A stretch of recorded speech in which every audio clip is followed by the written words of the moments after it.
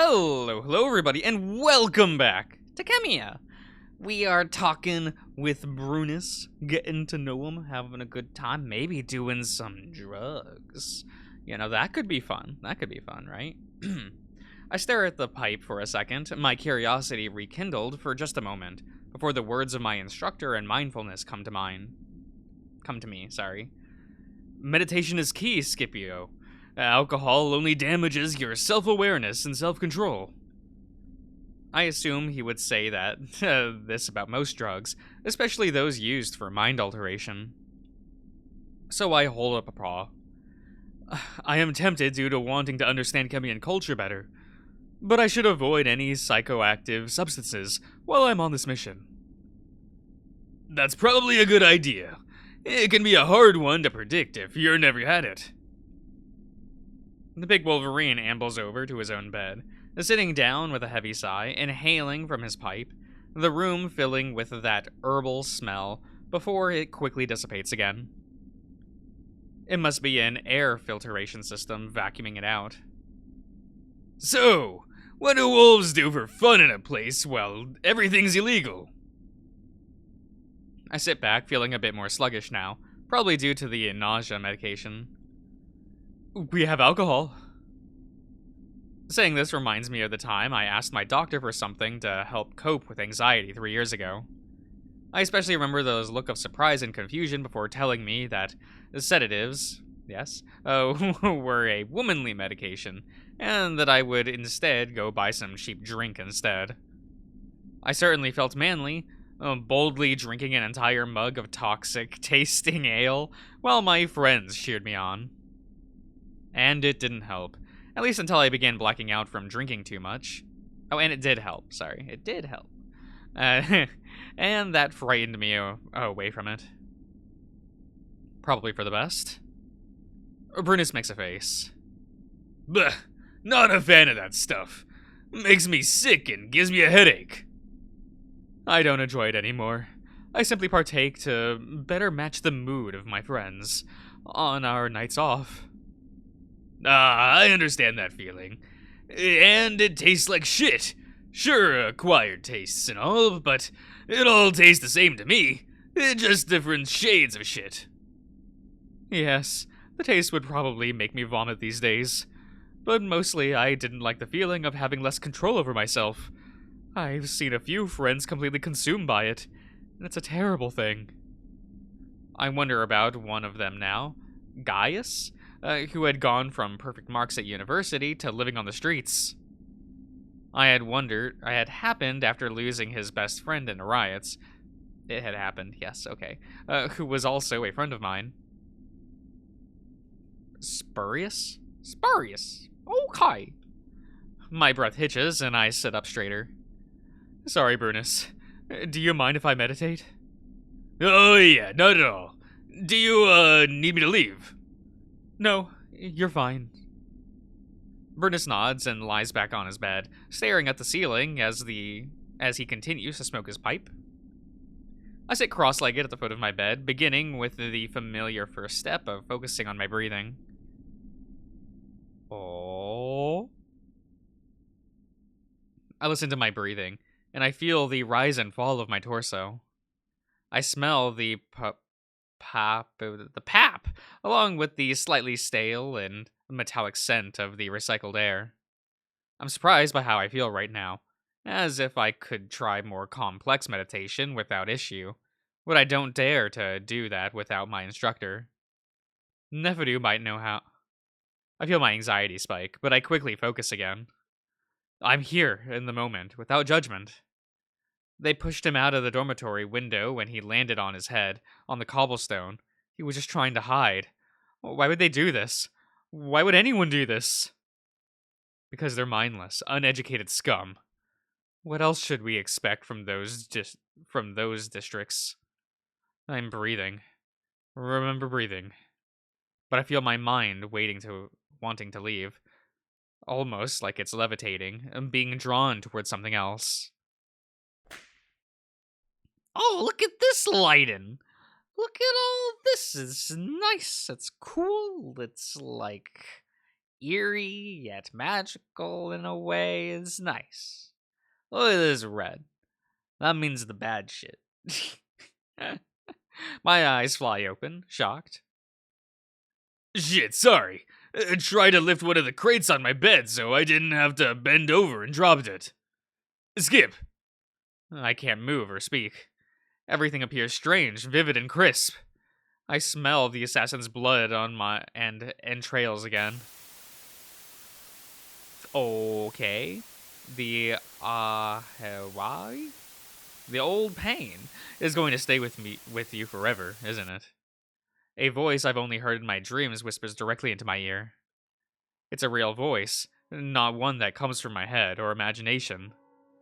It's a rustling of dead leaves, rattling out of the throat of something ancient, something that knows me better than I know myself.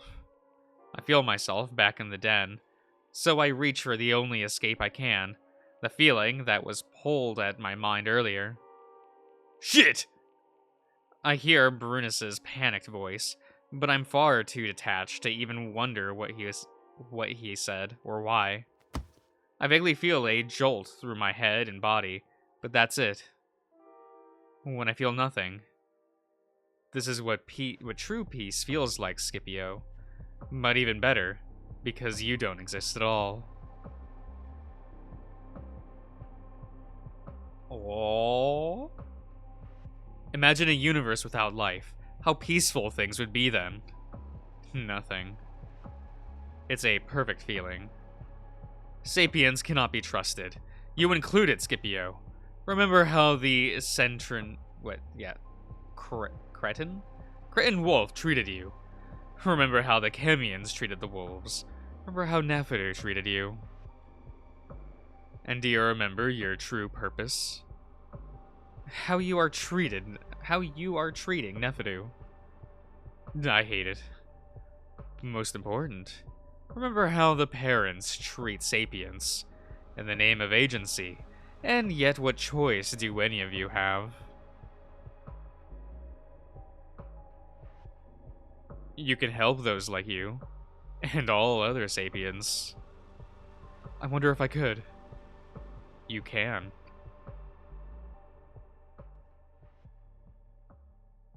I have no idea how long it's been, but when I feel back in my own mind, I'm even more confused and about where I am. I wonder if I have died. Like Urbicus died. Maybe I fell and hit my head and died, like Spurius. Or maybe our ship somehow crashed, and I've been left to float through space forever. Or for only a few more seconds before I suffocate. That would be alright, I decide, even as I take a deep, easy breath of air.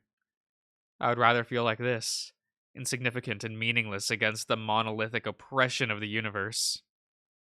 It makes me feel oddly peaceful. My goodness, Scipio! If only your friends and colleagues could hear half of what you think. A deep and feminine voice. Okay. Is that one Tigor? It comes from seemingly every direction. I look around, suddenly feeling as if I'm being spied upon, wondering if the directionless voice is from my own mind. What? Those weren't my thoughts, though. There's a deep, raspy chuckle, one that I recognize as distinctly feline, the type I've heard from recordings that involved Hindu tigers. Perhaps not, but do you agree with them, young wolf? Who are you? Are you from Hindo? Very good. Especially for a wolf living in a time where Hindo has served relations with Adastro completely. Not served, severed. Severed. Like a blade, a knife. Oh, okay. Can you guess who I really am? Her eyes are so piercing, so intense that although I want to ask again what exactly is happening, I feel obliged to answer. And so I quickly run through a list of tigresses I know, only one of which is alive, the current ruler of Hindo.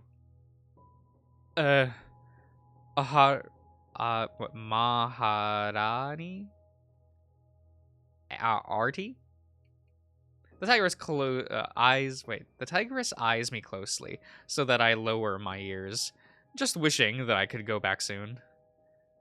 Consider the impossibility of where you are. You think Adri would try to come all the way here to talk to some rebellious pup? I swallow hard, trying to keep my breathing even, because whatever this is, I think this is somehow real. But there could be an explanation. Are you, Mira? The quiet smile on her face answers my question. Well, I suppose 2 attempts is not terrible. Though I must say that the human knew immediately. Amicus is human? Yes. The voice of dead leaves is gone now, as is the feeling of nothingness, and I'm embarrassed as I long to be back there, knowing the tigress knows what I'm thinking. Mira stays silent, though the look on her face tells me that she's waiting for me to speak. Are the parents doing this? Are they making contact with me? It is rumored that they did the same with the human. Mira is quite quiet for a moment, so I stay quiet as well, unable to think of any other reason for this to be happening, if it really is happening. The parents are a complex matter, Scipio. Direct communication with them is impossible, unless they break their own rules against interference. She narrows her eyes. Think more logically, though. Concerning the voice, would the parents say such things to you? I answer honestly. I don't know. I try to think logically, as she told me to do. Maybe it's a test, or maybe this is part of a plan. Do you know who that was? Was it you? Mira's quiet again, but it's more like she's pondering something. I cannot say for certain, Scipio, but what I do know is that you don't trust the parents. That sends a jolt of fear through me. I do. I just don't understand what the purpose of any of this is. The tiger chuckles again. Take comfort in the fact that it's no fault of your own. The parents plant all of the seeds, after all. Why did you bring me here? Is there something that I'm supposed to do? Or maybe you have instructions? You brought yourself here, Scipio. The stretch drive makes the layers between planes more permeable. Oh, excuse me. Would you believe that the parents physically stopped the human from killing Amicus while they were in the stretch? I don't know if I do, and I don't know what to say. Such agency they've gifted us with, eh? Mara taps a finger on her head. The fear continues to rise in me, not wanting to anger the parents and not wanting to be dead, because the amalgamation is where we truly go. You fear death. You fear the amalgamation. Rather, you feel it is an abomination. And deep down, though you will not admit it even to yourself. My fur bristles and I try to jolt myself awake, but nothing happens. You do not trust the parents, or anyone for that matter. Am I going to be punished? They know I'm a fraud, on a mission to further parental agendas when I don't believe them to be right. I'm only here for selfish reasons. I believe disagreeing with their grand plan is one of the lesser troubling thoughts in your head. You had enough hatred to set fire to those wolves yourself. You are capable of dark things, Scipio. But who wouldn't be after that day? I realize my legs are trembling, that I can at least feel them, and that gives me hope. Please wake up. Mira raises a paw. Easy, young wolf. I am only here to help you, to warn and to advise. You need guidance, and I am here to offer it if you will take it. I frown and rack my brain for lessons I had on Mira, if she was ever used to this manner in the past. used in this manner. Her main purpose was that of self-sacrifice, to push Dressus in the correct direction for the Empire. She has little to do with the parents. As far as I know, it is only the monitors that communicate for the parents. Does that mean that this is not sanctioned by the parents? Yes. And do not be afraid that you are not lockstep with their vision of the future. They've limited themselves by professing the importance of free will, choice without interference. I'm not afraid to admit that I disagree with them completely. I never entered the amalgamation, as I believe that it is an attack on life, rather than a preservation of it. Besides, they can't even agree with each other. They bicker just as much as the siblings. Aww.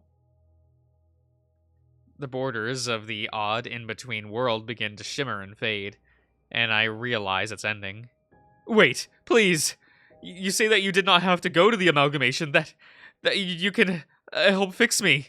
Can you tell me more of that voice? Please, don't leave me yet. Mira smiles at me, at my desperation that I know must look insane. But I truly am desperate. This will not be the last we speak. Trust that I will appear again when the time is right. This was merely an introduction. Okay. Thank you, Mira.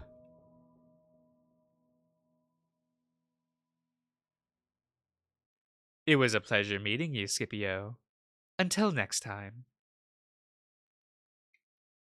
But as I'm feeling the relief of escape, another voice adds their own thoughts, just as I'm leaving, one that I recognize. High-pitched and female. That of a jackal. There we go, Scipio. Say this to Nefidu. What is this? That phrase. You all can read it. Look at it. It's like, I don't know how to pronounce any of that shit. I am uncultured. Tell him to stop sulking like a spoiled prince and to communicate with you. This is important. He'll understand. Oh, look, we're back in the blue space. The normal stretch. Yes, yes. I feel my body once more, and I'm lying on something soft. I don't know. He said he was gonna meditate, and then he looked at me all scared before his eyes just rolled into the back of his head. I can't move, my body feeling locked in place, though my fingers and ears start to regain some movement. Did you give him something? No! Skip? My paws begin to shift. Hey, look! He's moving! I feel a touch on my shoulder, gentle and tentative. Did you blow the vapor in his direction? He's a wolf and has no experience with that drug.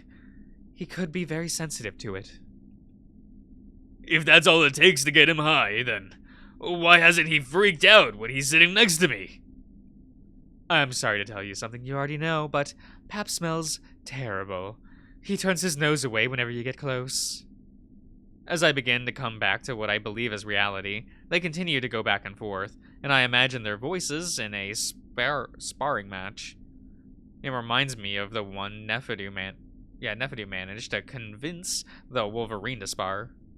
Despite his size and build, Brunus isn't much of a fighter.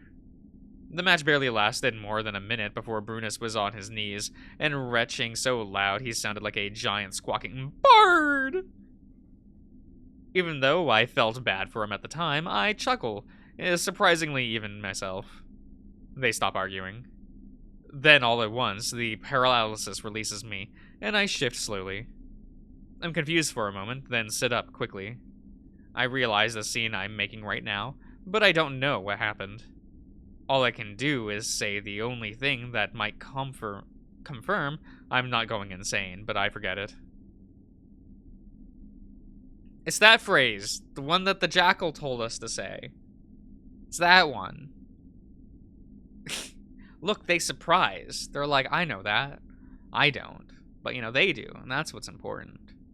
The way they stare at me makes my ears fold back for a moment, embarrassed about my clumsy, heavy accent, despite the situation, knowing my words are heard directly by the both of them, unfiltered by the lingua. But I'm more worried that if it was only a dream, I'd probably spoken faux Khemian gibberish, pulled by my intermediate knowledge of the language. I almost want to make the excuse that it takes years to learn Khemian, especially for wolves. Neferu's reaction says otherwise, though, but I'm not sure if it's a preferable one. What did you say? I stare back at him, feeling out of body, as if I've suddenly been dropped here from a distant moon. Clearly it meant something, possibly something serious, or even something bad. I don't know. I was meditating and got lost, and I don't know. I cover my face, finally overwhelmed and not knowing what to do. What the hell is happening to me?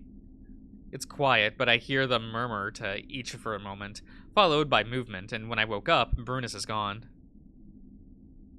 The bed shifts with added weight as Neferu sits next to me. He's quiet, as if waiting for me to say something, to explain what I had just said. I'm sorry. I did not know what that means. I know the word peace and maybe welcome, but there's a lack of resources to learn Khemian on Adastra, and it's especially hard for Adastrans because of the difference. I realize I'm over-explaining and trail off. No, excuse me. Deciding to wait for Neferu to break the silence. It sounded fine, Skip. It's the first time I've heard a wolf speak a full Khemian sentence, actually, but I'm much more interested in what prompted you to say it. Is it a bad thing to say? I try to keep my paw from gripping my thigh too tightly, but Neferu shakes his head. It means welcome and be at ease, brother. As if to pay me in kind, he says it in Adastran. Now I hear Neferu's voice unfiltered, but his accent is pleasant, almost sing-song in its quality, and I know it sounds better than my own bumbling accent, stumbling over Khemian.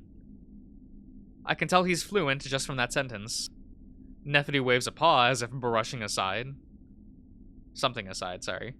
Roughly, anyway. It can be worded in many ways, but I'm wondering where you heard it, or why you said it. I look down at the sterile metal floor of the ship, only now able to absorb what I'd seen and heard while I had been meditating, though meditation has never done anything like that to me before. As I think back on it, I don't want to tell him the majority of what I had saw and heard, but I can at least tell him about the third and final voice. I heard a voice while meditating. A female jackal, I think. Neferu is clearly trying to keep his reaction muted, but he can't fully hide his surprise. I feel a bit uneasy again. Should I be worried about it? I didn't see anyone. Did that voice say anything else?